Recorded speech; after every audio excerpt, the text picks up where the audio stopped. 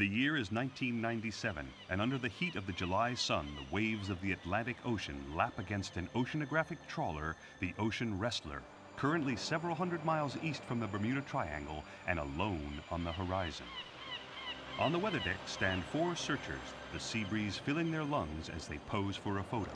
Behind them, a specially constructed, toughened submersible designed to operate under severe and abnormal conditions, ideal for their purposes. Standing proud in his boots is Greg Blower, the financial backing behind this historic adventure, the sweat congealing on his brow as he suffers the infernal heat. Behind Mr. Blower is Simon Creek, officially Mr. Blower's bodyguard, unofficially the good-for-nothing nephew. Then, the enigmatic Helen Milton with her alert scientific mind, educated in the top colleges in the country.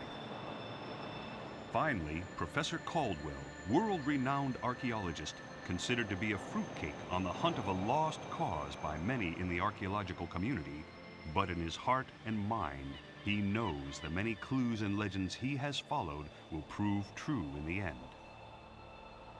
The four enter and seal the only exit to the submersible. The tension in the air is thick, and as the professor checks the oxygen pressure levels, the winch is started up and the submersible is slowly lowered into the deep, murky Atlantic Ocean. The search for a mystery hidden by the sands of time has begun. This is the search for Atlantis.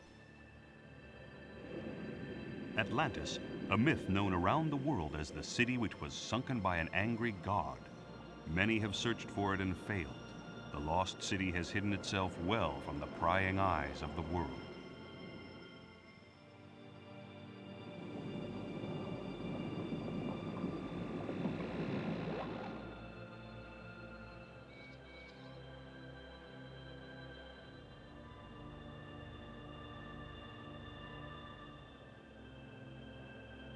As the submersible descends fathom after fathom, Helen watches the instruments act quirkily. It started with a twitch here and there, then some unbelievable readings. Looking at his chronometer, the professor smiles to himself. A quick warning about an abnormal magnetic field puts Helen's mind at rest, but agitates Mr. Blower and confuses Simon. It happened so slowly they almost didn't notice. At first it was just a little dim and warm. Then as the sleek yellow submersible continued into the magnetic field, it got brighter and brighter and warmer and warmer. Then Simon noticed a fish, a big fish, a glowing fish. He pointed it out to the professor, who smiled and said it was a prophetic dolphin, reciting a passage written by Christopher Columbus, who spoke of mystic glowing creatures making ethereal noises and guiding them through dangerous waters. It took just a second for the professor to decide the path they should take, and as the dolphin began to swim further into the murkiness, the professor told Helen to use the dolphin as their guide. This drew more than a raised eyebrow from Mr. Blower, who was expecting a well-choreographed scientific mission. He wasn't expecting this. Guiding the submersible through the silence of the seabed, leading them right to the center of the magnetic field, Helen watched the radar as many other curious dolphins began to surround them. Helen smelt the burning electronics of the guidance console and knew they were going to crash.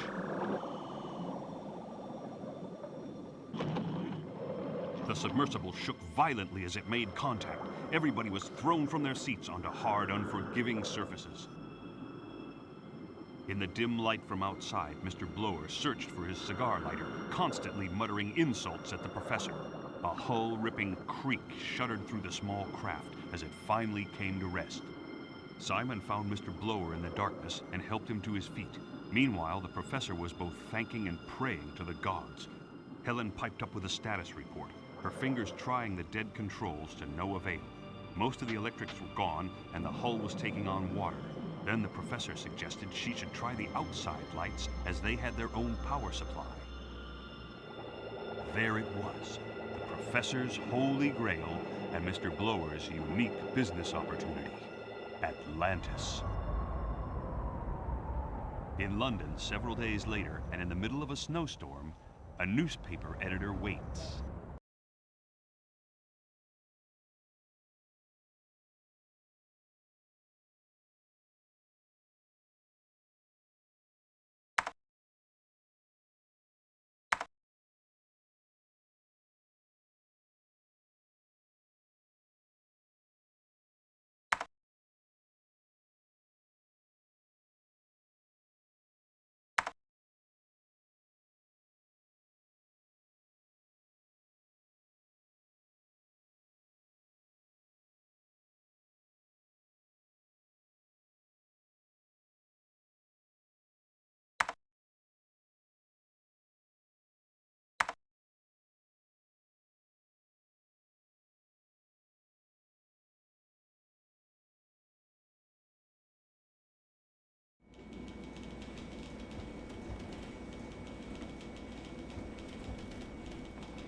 Kendall, you look exhausted. Have all those football matches you reported on finally got to you?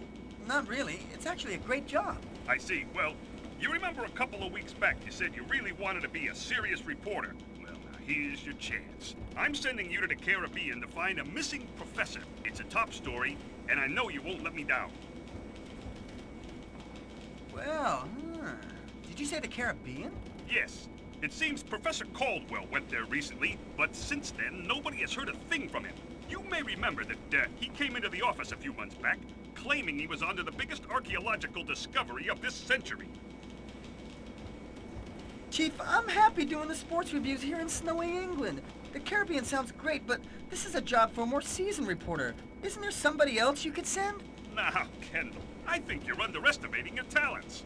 I've seen something in you which only the best reporters have. I think it's about time you went on a serious report. You're wasted on the sports section. This assignment will hone your skills. All expenses are paid, and you're free use of the company's plane to get you wherever you need to go. You want me to fly in that rust bucket across the Atlantic? Forget it! It's not so bad. Here, take this rum. Have a quick drink before you take off, and you'll be out like a light. You'll find that you'll hold together once in the air. Are you sure you can't get anybody else to do this? I'd go myself, but I'm working on this ancient languages piece for the next issue. It's fun for an old connoisseur like me, but you wouldn't appreciate it. The Caribbean, I'm beginning to like the sound of sun-swept beaches and... Bye, Kendall. Go find me that professor. Bye, slave driver. Oh, I mean, Chief.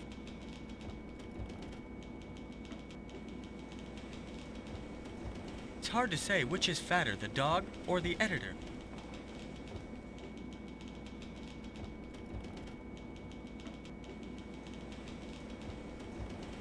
Wow! Those are a real historical find, probably from the beginning of the century.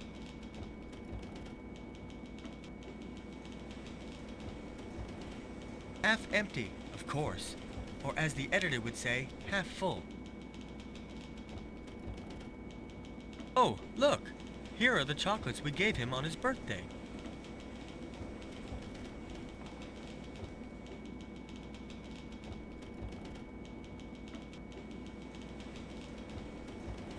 This time you won't be able to talk me round, however hard you try.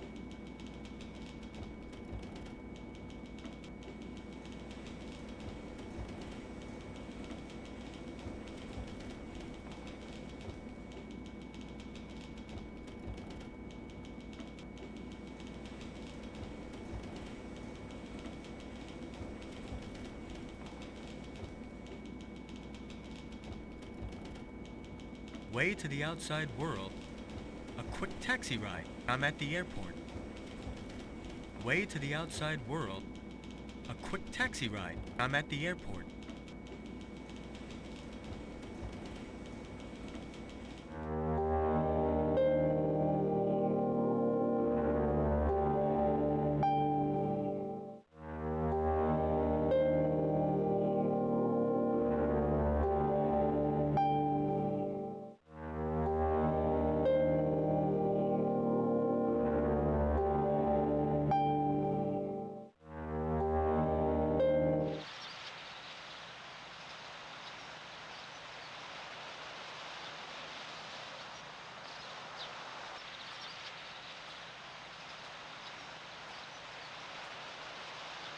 This would be the infamous lady painter of the Caribbean. I think I expected someone different.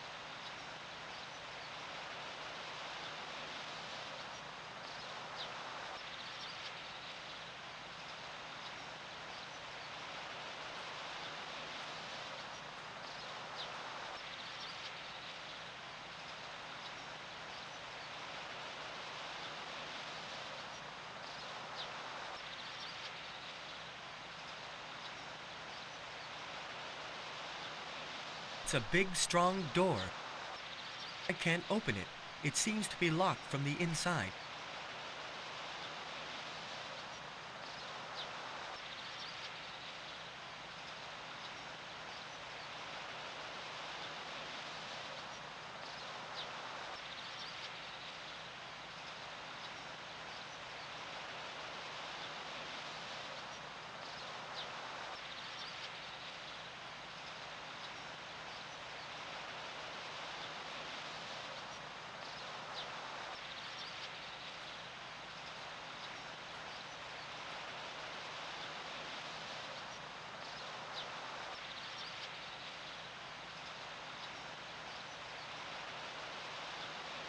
Excuse me, ma'am, but what are you painting? From here you can only see the fountain, some buildings, and a couple of palm trees. Don't call me ma'am. Call me Judith. Old Aunt Judith. World-renowned psychic painter. Okay, Aunt Judith. And what is it that you are painting right now? I'm painting your future. But this is not the time to ask questions. You're a good-looking young man. Don't you have a girlfriend? You're the psychic one. You tell me. It doesn't work that way. Why don't you do something for the old legs of Aunt Judith? Okay, sure. What do you want me to do? Go and fill up this little pot with clean water. You see, I can't wash my brushes with this dirty water. Okay, I understand. Well, just give it to me, Aunt Judith, and I'll see that you get some clean water. Good. Thank you.